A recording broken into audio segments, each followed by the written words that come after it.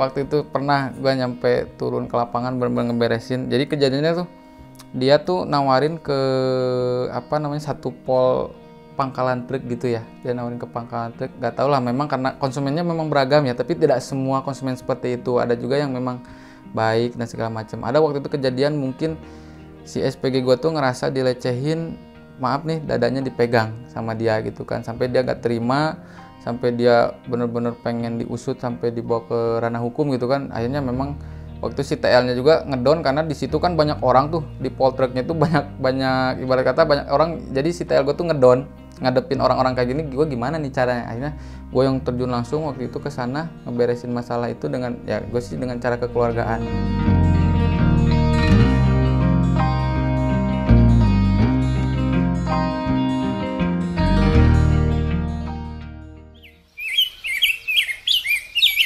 Baik, semangat, baik, ceria, manajemen, optimis, semangat, bersahaja, yeay.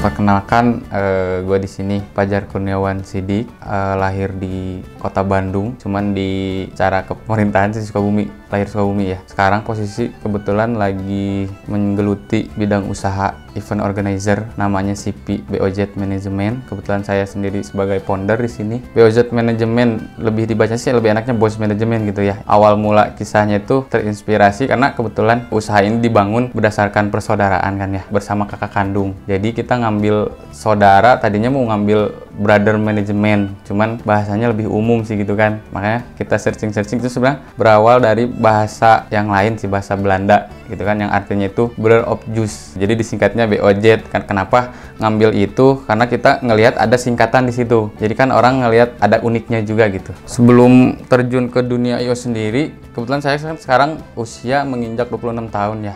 Lulus sekolah umur 17, berarti 9 tahun ke belakang. Banyak yang saya laluin, pernah bekerja di beberapa bidang. Awal karir saya sih dulu memulai karir dimulai benar-benar dari nol banget. Masih masa sekolah tuh, saya dulu sempat bekerja, sekolah sambil bekerja gitu kan. Jadi benar-benar sekolah itu bisa menghasilkan uang sendiri, yaitu jadi operator warnet dulu. Awal sekolah pas kelas 3 itu saya jadi operator warnet. Keluar sekolah pernah bekerja di supermarket bangunan, waktu itu jadi pramuniaganya kan. Nggak lama sih dulu, cuman sekitar 1 bulan. Lanjut mencoba peruntungan tuh ke Jakarta. Dulu kan di Sukabumi, di tempat asal kelahiran, kerja di situ. Ada saudara yang ngajakin ke Jakarta. Di Jakarta ternyata nggak langsung keterima tuh. Asalnya diajakin kerja jadi SPB kan, Sales Promotion Boy, untuk ditempatin di mall. Cuman waktu itu belum keterima, belum rezekinya tuh waktu itu. Akhirnya saya sendiri nyari-nyari, ketemu ada loker jadi cuci steam. Nah itu sebetulnya cuci steam itu awal bener-bener kisah nyambungnya ke sini sih, dunia IO sekarang. Karena jujur aja, gue kan terlahir dari keluarga sederhana gitu ya. Karena dulu memang mindsetnya pas masih muda itu, kalau kata orang tua apa ya, belum mindset atau pikiran itu belum bener-bener ke pekerjaan. Jadi masih doyan main lah, masih doyan nongkrong-nongkrong gak jelas gitu kan. Masih ibarat kata bener-bener belum ada mindset buat bekerja, buat menghasilkan uang gitu. Karena di Jakarta gue juga numpang di saudara nggak enak juga kan. Akhirnya gue mutusin buat pulang kampung tuh. Pulang kampung, diam lagi di rumah orang tua, jadi beban orang tua lagi gitu kan. Kerjaannya begadang, main sama temen, nongkrong di pos ronda gitu kan. Bangun siang, gitu aja setiap hari. Sampai dihitung-hitung ada kali 5 bulanan tuh waktu itu nganggur. Kebetulan rumah gue kan di daerah Jampang, Sukabuminya. Ke sana lagi deh, lumayan dari kota tuh bisa nyampe 2 jaman. Ibaratnya dibilang pelosok, ya pelosok sih itu kan. Nah di sana ada SMP terbuka, jadi SMP terbuka itu SMP perwakilan dari SMP pusat gitu kan. Nah gue ditawarin situ, gue jadi guru honorer. Dengan dulu tuh jadi honorer gaji cuma 150.000 sebulan. Gue jalanin dulu tuh. Nah ini juga nyambung juga sih sebenarnya basic kenapa gue bisa kebentuk ngegelutin dunia IO sekarang. Latihan gue bisa bicara, bisa ibarat kata bisa public speaking tuh dari situ juga. Kalau tadi kan basic gue bisa bawa mobil di Steaman. Basic gue bisa ngobrol tuh awalnya dari situ, dari gue belajar jadi guru honorer. Cuman di situ nggak lama, cuman dapet 2 bulanan karena yang gue pikirin ya gimana caranya gue dapet duit yang gede gitu kan. Akhirnya gue mutusin lagi buat coba peruntungan lagi, gue ke Jakarta lagi tuh. Nah ini di fase ini tuh tahun 2014 kalau nggak salah. 2014 tuh udah 2 tahun gue keluar sekolah, udah mulai kebentuk nih mindset pengen bener-bener kerja yang ngasilin duit gitu kan. Dulu sekolah gue bandel, sekolah cuman masuk absensi doang paling. Cuman tetap sih dari dulu mungkin ada mindset yang positif lah di diri gue gitu kan, karena gue sekolah ngambil kejurusan gitu kan, yang gue pelajarin itu benar-benar kejurusannya doang. Kayak matematika, bahasa Indonesianya gue singkirin nih, maksudnya gue nggak diprioritasin lah. Cuman untuk kejuruan bener-bener gue fokusin, karena gue juga pengen di saat keluar sekolah tuh ada ilmu yang gue dapetin gitu kan. Ada lagi tuh kebetulan sih dari dulu karir gue gitu kan, meskipun gue bandel ibarat kata, di saat gue butuh pekerjaan nggak nyampe nganggur lama sih gitu kan. Alhamdulillah mungkin memang jalannya seperti ini gitu kan. Ketemu lagi teman di Sukabumi ditawarin pekerjaan jadi account officer. Waktu itu koperasi, dibilang kecil udah berbentuk PT sih, cuman dia lebih ke koperasi mikro ke kampung-kampung gitu kan, bentuknya tuh kumpulan sama ibu-ibu. Nah gue jadi account officer di situ tuh, gue masukin lamaran, alhamdulillah keterima juga, dapat paling 6 bulanan. Nah sama sih, ngerasain titik jenuh juga di situ dengan pekerjaan yang gue harus turun ke lapangan, ketemu ibu-ibu rese, ketika lo pinjam duitnya semangat, ditagihnya susah gitu kan. Gak jenuh juga tuh di situ tuh. Cuma 6 bulan habis kontrak udah gue cabut lagi kan. Di situ juga ada awal mula gue ketemu dengan dunia event organizer. Jadi waktu itu gue kerja, gue punya satu kumpulan di situ tuh punya anaknya itu dia kerja sebagai SPG. Gue nggak tahu nih awal apa SPG kayak gimana gitu kan. Gue bener-bener belum mengenal sama sekali dunia event organizer itu sendiri gitu kan. Nah gue ketemu, berbincang-bincang karena memang kebetulan sama keluarganya waktu itu deket, udah kayak saudara gitu kan. Akhirnya berbincang-bincang ditawarin, mau nggak nih ada, kamu bisa nyupir kan? Kebetulan waktu itu emang gue udah punya SIM kan, udah bikin SIM segala macem. Bisa, kata gue bisa nyupir, mau nggak kerja bareng, katanya. Apa nih tugasnya, gini-gini dia jelasin kan, kamu bawa bawa mobil, nanti bawa SPG terus jualan ke lapangan. Itu bener sama sekali gue nggak ada bayangan kayak gimana kerjanya gitu, hanya dijelasin teori gitu doang. Cuman di saat perjalanannya, karena dia juga bilang ini tuh dia ngerintis usahanya, gue mutusin resign kan nih. Gue resign dari tempat yang lama waktu itu di PT Koperasi yang tadi gue Bina Arta tuh. Gue keluar, ternyata nggak jadi yang mau usaha tersebut gitu kan. Setelah itu kan gue bingung nih, gue udah resign, ternyata yang usaha pekerjaan yang ditawarin nggak jadi. Udah mulai sempet bingung tuh, karena kebetulan waktu gue kerja di Bina Arta itu gue udah memulai kehidupan baru, gue udah punya istri, gue udah berumah tangga. Akhirnya bingung, kelibungan kemana-kemana, tanya-tanya ke saudara gitu kan. Nah ternyata saudara itu, namanya ada saudara Hafiz, dia salah satu orang yang memang berjasa di Bos Manajemen ini, karena dia yang benar-benar bareng sama gue dari nol. Nah si Hafiz ini ternyata punya temen yang kerja di IO gitu kan, event organizer ini. Nah dia nawarin, lu ngapain pusing-pusing di IO baru gini. Ya, kalau lu mau kerja ya udah sini gitu kan, temuin gue aja ke sini, ntar gue kenalin sama teman gue gini. Akhirnya ketemu, ngobrol panjang lebar, akhirnya diterima kerja ya di dunia IO ini. Gue kerja tuh di situ ada 2 tahunan lah gue kerja di situ. Nah jadi benar-benar basic yang ilmu gue di event organizer ini, awalnya gue kerja di orang. Yang gue inget itu kebingungan gue ngapalin rute, itu yang pertama. Yang kedua, gue berjuang waktu itu, kebetulan gue ditempatin di Cianjur kan waktu itu. Gue rumah di Sukabumi, ditempatin di Cianjur. Perjuangan awal-awal sih ingetnya mah, gue ngangkutin barang dari rumah ke parkiran tuh lumayan jauh.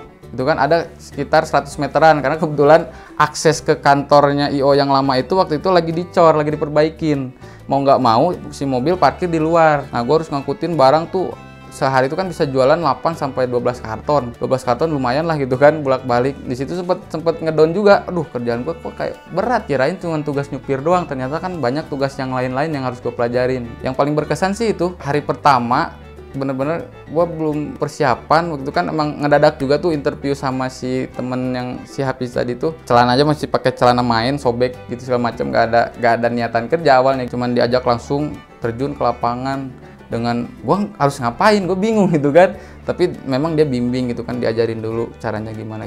Itu sih kesan pertama gue mengenal dunia IO awalnya dulu. Dulu gue awal masuk tuh cuman jadi driver dulu, karena diarahinnya dikasih TL perempuan waktu itu. Setelah berjalan itu kan 1 hari bener-bener dilepas dulu 1 hari tuh, karena hari pertama yang ngedadak itu, karena memang dia bilang juga urgent kan waktu itu, karena ada TL yang resign, gak ada gantinya. Itu hari pertama doang. Hari keduanya gue dikasih pembimbing atau tim leader perempuan, jadi tugas gue cuman bener-bener nyupirin tuh, ada kali sebulanan lah.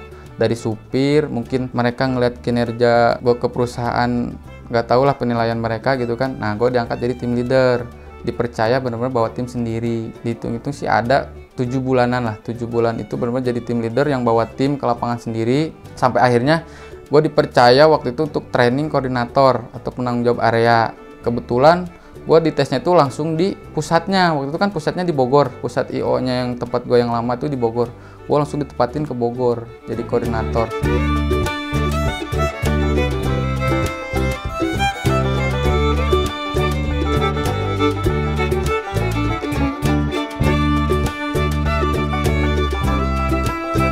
Gue sih jujur orangnya berambisi ya, ambisius banget. Ketika kerja pun gue nggak pengen pekerjaan gue di bawah orang lain. Jadi intinya gue pengen jadi yang terbaik, yaitu entah kompetisi sama TL yang lain ataupun koordinator yang lain. Itu benar-benar pacuan diri gue pribadi gitu kan. Nah di satu titik gue ngerasa jenuhnya gini, gue kalau cuma ngandelin jadi koordinator udah kehitung lah penghasilan gue segini gitu kan.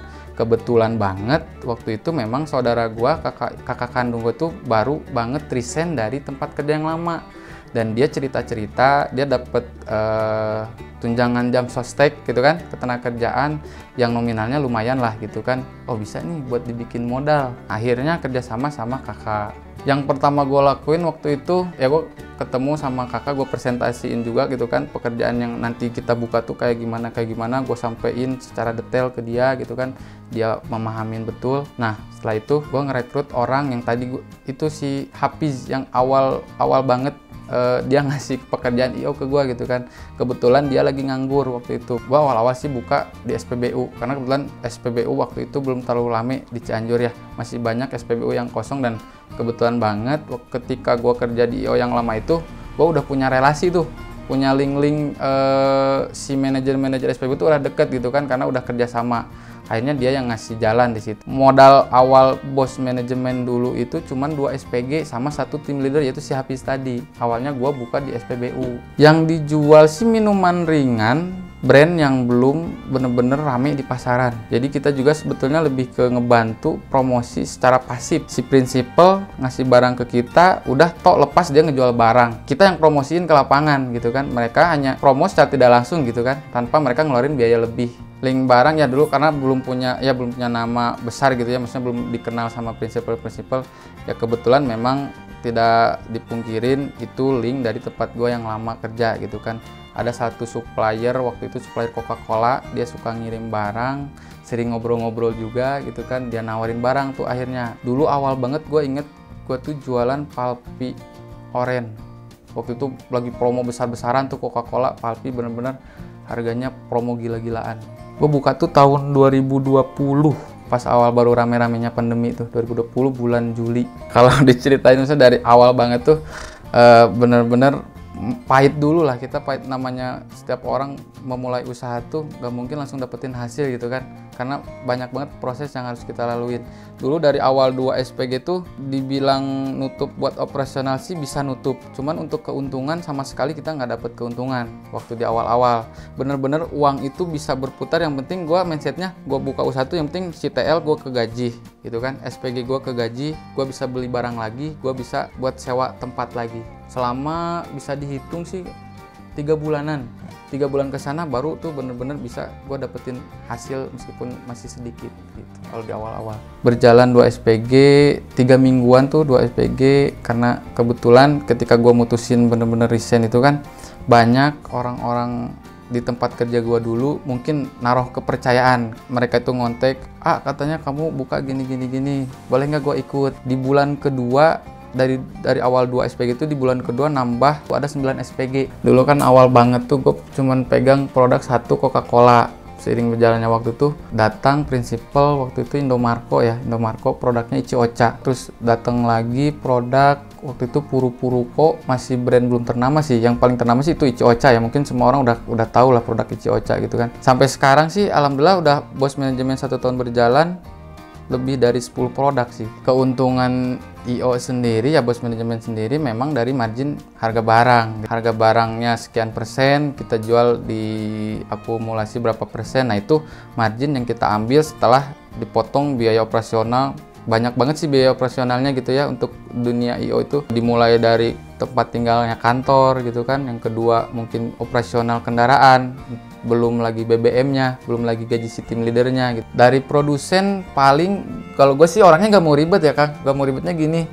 Misalkan suka ada promo-promo, dia hitung dengan rumus ABCD. Gue mah nggak mau tahu, yang penting lu kasih harga gue termurah, udah itu masukin lu promonya ke situ. Kebetulan ya bos manajemen di tahun pertama ini alhamdulillah udah punya 7 area, di khususnya sih kebanyakan di Jawa Barat sama di daerah Jabodetabek. Untuk sekarang karena 7 area itu kan belum belum, ibarat kata masih dalam, yang 3 area itu masih dalam tahap pembangunan. Kalau kayak pondasi rumah tuh dalam pembangunan, jadi benar-benar belum bisa menghasilkan sesuai harapan gitu kan. Tapi kalau dihitung-hitung sih, kalau dari produk bisa 8 sampai 10 produk yang kita jual. Terus dari volume botol yang kita jual satu bulan itu nggak kurang dari 30.000 botol. Di dunia event organizer itu, kalau di Indonesia ibaratnya udah kayak ojek online. Jadi di setiap area tuh udah ada, setiap kota tuh udah ada. Kebetulan kalau dibilang persamaan, satu kota itu bisa nyampe 10 IO. Ada orang yang berani buka tapi mereka nggak pakai perizinan. Jadi mereka tuh jualnya bisa dikatakan ilegal lah. Ya izin usaha segala macem dia nggak ada. Jadi sekedar mereka jalan, nawarin produk sendiri gitu. Kadang ada yang bawa motor sendiri kayak jadi motoris gitu kan, dia jual sendiri. Banyak sih saingan-saingan yang seperti itu. Biasanya ada juga gesekan antar, kebanyakan sih SPG ya. SPG sama SPG mungkin karena nawarinnya berebut konsumen gitu kan, akhirnya jadi gesekan ya, cuman cekcok biasa sih. Cuman kesini gue juga sering nekenin ke anak-anak, ayolah kita bareng-bareng, kita kerja sama di lapangan tuh bareng-bareng. Ketika lu ada ketemu IO lain, ya udah kita kerja bareng aja gitu, nggak usah takut, rezeki udah ada yang ngatur kok. Event organizer itu yang paling susah tuh ngerekrut SPG gitu ya. Gue jujur aja nih, ngerekrut SPG tuh dibilang gampang nggak gampang susah lah. Banyak banget sih yang memandang pekerjaan SPG itu sebelah mata gitu kan, apalagi orang taunya SPG itu kayak berkonotasinya negatif lah. Anaknya minat nih tapi orang tua nggak ngizinin, dia udah minat tapi ketika ketemu di lapangan dengan dunia konsumen yang beragam, akhirnya dia ngedown, ngeluh, dia berhenti kerja. Tantangannya sih di situ. Di total 7 area ini SPG-nya ada 50-an. Nah, pengawasannya tuh gue sih kan lebih nekenin ke si tim leadernya yang di lapangan, karena mereka yang tahu betul keseharian SPG dari mulai berangkat sampai mereka pulang. Cuman tim leader yang paham gitu kan. Karena gue sih sekarang lebih ke monitoring data aja, hasil mereka penjualan gimana. Paling sesekali gue turun ke lapangan. Cuman ada mas satu, kadang-kadang ada juga SPG yang sedikit culasnya tuh gini. Kadang mereka dapat bonus yang gede dari si konsumen gitu kan, tapi tanggung jawab ke perusahaan dia kasih seminim mungkin. Kebetulan kan sistem kontrak di gua tuh baru berjalan ini bulan ketiga. Yang paling gede sih untuk yang kontrak nyampe di angka 8 juta sama insentif. Ya ambisi gue banyak sih Kang, maksudnya masih banyak planning yang belum tercapai gitu kan, masih banyak PR yang masih gue benahin, terutama sih jujur dari segi administrasi atau manajemen internal gue sendiri yang mau gue perbaikin. Selain ya gue ekspansi nambah area, ya memang cita-cita mah gue pengen buka di Singapura sekalian gitu kan, di luar negeri, internasional gitu. Meskipun ya agak susah lah, Indonesia dulu lah ya dihidupin gitu. Planning terdekat di tahun 2022 itu gue punya cita-cita sistem laporan gue tuh pengen semua online. Jadi si karyawan pun, si SPG di lapangan bisa ibaratnya sedikit lebih formal lagi, lebih modern lagi gitu manajemennya. Sempet kepikiran juga gue pengen punya si SPG ini kan yang biasanya jual retail ke konsumen langsung, gue mau arahin jadi distributor gitu kan, distributor yang kampas ke agen-agen, ke warung-warung. Itu ada sih terbesit planning di salah satu agenda usaha gue, nggak tahu kapan dicapainya gitu kan. Ada salah satu memang pengen di-upgrade lah, yang biasanya lu nawarin cuma ke konsumen doang, ya nanti nawarinnya ke warung, ke agen dan segala macemnya gitu. Kalau pandangan gue pribadi sih ya masalah IO dari untuk jangka panjang ya, karena yang gue udah berkecimpung di dunia IO mungkin sekitar 3 tahunan kan. Di awal 2018 dulu gue gabung dunia IO tuh ya, prospeknya sih untuk jangka panjang memang bisa untuk jangka panjang, karena kan kebetulan yang kita jual produk ibarat kata masih kebutuhan pokok lah. Orang nggak minum gimana gitu kan, karena yang kita jual minuman gitu kan, masih layak sih dipertahankan. Mungkin bisa juga jadi peluang usaha buat orang-orang yang memang mau mencoba gitu kan. Ya cuman itu tantangannya tersendiri, masalah perekrutan yang tadi gitu, karena memang susahnya itu menyiapkan sumber daya manusianya. Ya bisa dibilang gaya direct selling itu kan konvensional ya, lebih ke jadul sebetulnya kan. Nah makanya sebenarnya gue pengen punya manajemen tuh yang sedikit modern tapi dengan tidak melupakan teknik-teknik yang konvensional tadi gitu.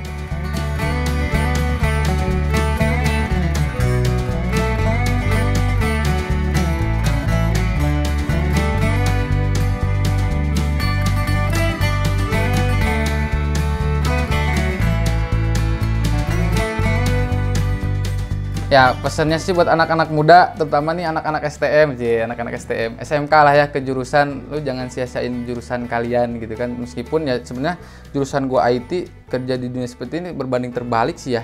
Cuman pesannya sih, ya udah ketika lu masih muda, sok nikmatin aja masa muda lu gitu kan. Mau apapun yang lu perbuat, cuman inget lu ada tujuan akhir yang harus lu capai. Punya cita-cita, nggak usah insecure misalkan, wah gue basicnya orang nggak punya, gue orang yang gini-gini, gue nggak bakal bisa sukses. Itu hilangkan mindset-mindset kayak gitu, karena mau lu jadi apapun di masa depan itu tergantung perbuatan yang lu lakuin hari ini, tergantung mindset yang lu jaga hari ini gitu kan. Karena sebandel-bandelnya gue dari dulu memang mindset gue tuh pengen ngebahagiain orang tua, pengen ngebajuin ya ibaratnya diri sendiri gitu kan, pengen ngerubah perekonomian keluarga gitu kan. Itu bener-bener jadi sugesti di diri gue sendiri, meskipun ya dalam perjalanannya ada bandelnya gitu kan, ada malesnya kerja, tapi tetap tujuan awal gua, tujuan yang selalu pengen gua capai yaitu kesuksesan dalam hal materi. Nah, terakhir mungkin buat teman-teman anak muda yang nonton video ini, kalau lu punya jiwa marketing yang handal, ya khususnya perempuan, gak menutup kemungkinan juga buat cowoknya jadi tim leader. Kalau mau bergabung silahkan datang ke area-area sesuai domisili kalian tinggal. Kita ada 7 area, yang pertama Cianjur, Cimahi, Subang, Cikampek, Bogor, Bintaro, sama Sukabumi. Boleh tuh kalian daftar, mungkin nanti bisa dicantumin di sini nomor gua pribadi gitu, boleh di-share ya.